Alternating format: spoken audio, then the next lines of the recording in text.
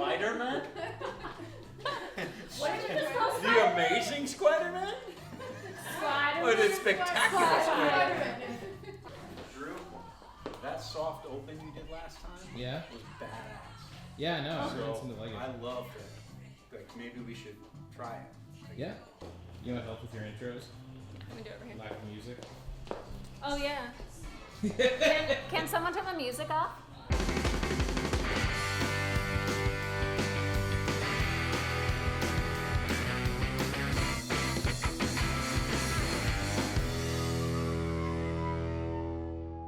Hey guys, Harley here for another episode of The Landing Pad. Now this month we have a very special theme, Dangerous Dames. Thank you, sir. You're very welcome, madam. Come on down and join the Dangerous Dames of BLASTOFF comics. Obviously we all read comic books, and we read comic books a lot. And we all kind of have like favorites.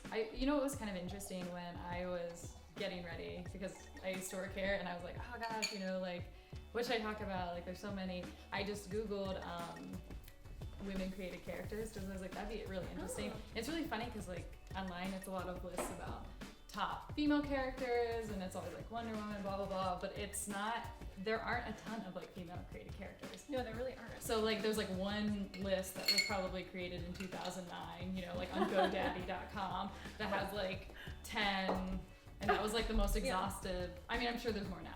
There's more now, I'm sure, but like at the same time, comics are so old that Right. there's so many characters that were created way before they really let females Yeah. write them. And It draw also them. makes me think like how many were actually like women's ideas, the characters. Well, and, that's like, what stolen.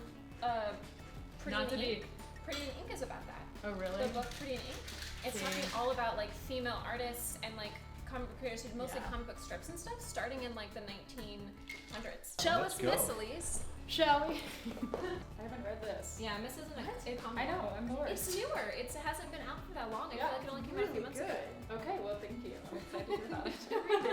So this was an unlikely pair, and they go into crime, and they're actually a really badass pair. Yeah. But she's this amazing femme fatale, and really independent, and this incredible woman, and I mean, I want to be partners with her. I just like how on the cover she's pointing the gun at you.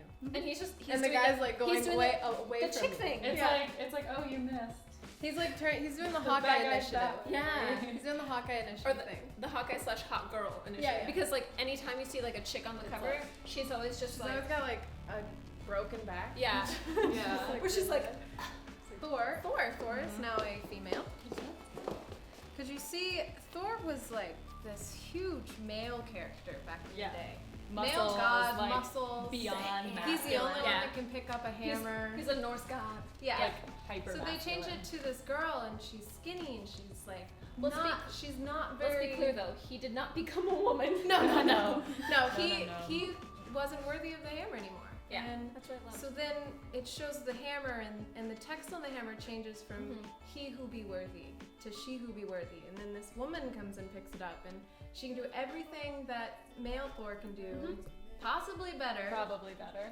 It is very refreshing having like a lot of lead characters like this that are female, and I've Right. had so many male characters come in and say the same thing. Right. It is refreshing. I'm sorry, 46% of the readership as of last year. Who knows what's going to be when they do Women. the census this year is women. I 46%. It's almost gonna half. go up. I saw And then- Kate Leith's cover over there for Sex Criminals, Yeah. and I was like, yes, girl. And then Miss Marvel. Yes. And that was, I mean, obviously Captain Kamala Marvel Khan. was already a female character, but this is bringing in a young female character. Right. Which is amazing. I remember And you were stoked about it. I remember you So being like, stoked. oh my god. And she's also not like a white female. she's character. first. Yeah, she's a POC. Yes. Yeah. Which is like And she's Much not needed. just like an Americanized one or something like Right. that. She actually has a family that is from like that ethnicity. They still do those beliefs at home. Yeah. They're pretty strict on her as well, which also affects her superhuman life. right. But I think they So- depict it well. They depict it very well. You don't hate her parents for being strict. Mm-mm. And you're not so like if you're not part of that culture, you're not so withdrawn from it. You understand it from their point of view in the I mean, comics. that's kind of universal. Like parents Yeah. are kind of a bummer. Like Yeah. no matter where you grow up, like Especially they being a stop you superhero. from yeah, they you're stop like, you from being a superhero. I want to go out and fight crime. And they're like, be home by 9. know that's And where you're my like, but superhero. you don't get it. Yeah, that's where my career being a superhero went wrong. It's like, oh, Dad. Me too. I know, right? One of my favorites that came out in the last year. Yeah. Especially like a female. I think we have issues. We have an issue. We have an issue. SpiderGwen #1. Yes. Right here. The cool thing about SpiderGwen, I think, is like back in the day in the Spider-Man comics, Gwen was basically an accessory. She was a girlfriend. She was And there she was like for the Peter. secondary accessory. She Because you was have like MJ who you're like, oh, you root for them, and then you're Yeah. like, oh, Gwen, who like Yeah, and is probably a person who has feelings. Right. So, you know what I mean? right, she's probably a person who's feeling. Right, because you're like, oh, like And secondary They girlfriend. kind of like killed her off because they didn't have anything else to do with her. She was just there for Peter. And because they wanted to get MJ in there. Right.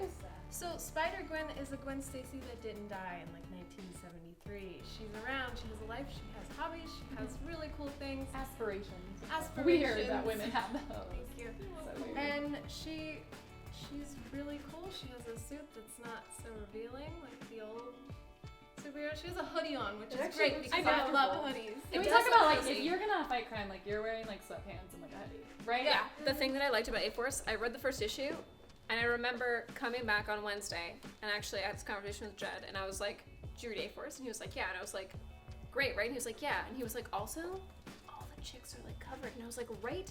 None of them have like cleavage except for Dazzler, but you only see her for like a second, and her like disco to here." Which like we're gonna go with that she chose that. That's Yeah, what she felt because best it's in. Dazzler. Yeah, she was like, this is it. She's like, Because "I dazzle," some days like She's not I gonna feel like dazzle in a jumpsuit. unless it's done. Yeah.